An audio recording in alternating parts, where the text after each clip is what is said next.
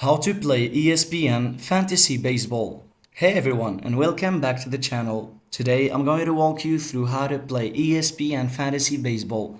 Whether you're new to fantasy sports or just need a refresher, this guide will help you get started. So let's jump right in.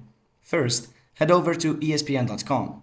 And once there, navigate to the Fantasy Games section by hovering over the menu and selecting Baseball. If you don't see it immediately, you might need to click on the drop down at the top of the page to locate it.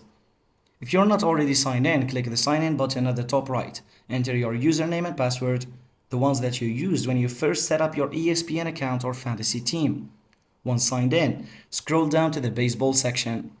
After signing in, locate the My Teams box on the right side of the screen. Here, you'll see the name of your team and the league you're participating in. Click on your team name to view your full roster.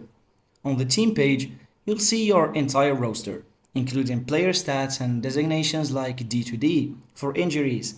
If a player is injured, click on their name to view more details, such as when they might return to play. This information is crucial for making decisions about your lineup.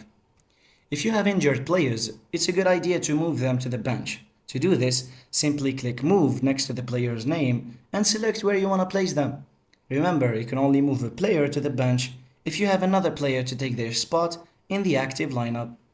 Points are key in fantasy baseball. Your players earn points based on their real-life performance. You can view how many points you're getting by hovering over the stats at the top of the player's page. For example, each home run might give you 1 point, while a strikeout could deduct a point. To see how you're stacking up against others in your league, go to the League tab and select Standings. This will show you where you rank in terms of total points compared to other teams. In the League tab, click Schedule to view your matchups for each week. This will show you who you're playing against and how you're performing relative to them. ESPN Fantasy Baseball offers additional features, like trophies for achieving certain milestones. While these don't affect your points, they add a fun competitive element to the game. You can view these under the Trophies section. Trading players can be a part of your strategy, although it's a bit more complex. If you're interested in trades, explore the Trade tab to see potential opportunities.